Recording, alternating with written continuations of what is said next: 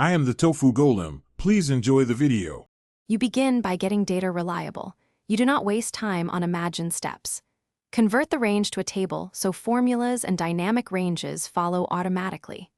Once done, scan headers and change any text formatted as numbers. Make sure dates are true dates.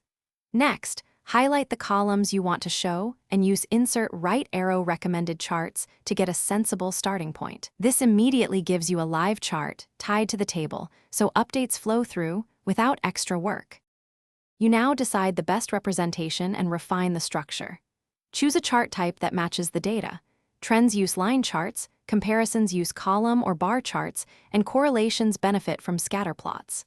Then tune axes, set scale bounds, and tick spacing so patterns are visible.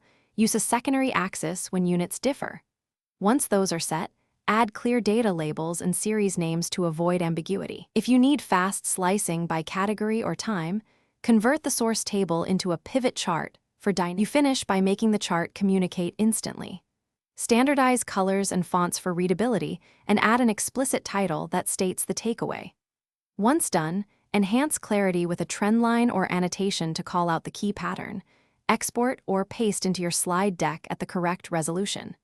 If something goes wrong, make sure the table source still contains the values, refresh pivot cache, and inspect axis bounds.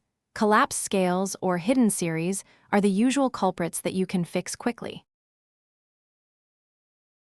Thanks for watching. Consider subscribing if we helped you today.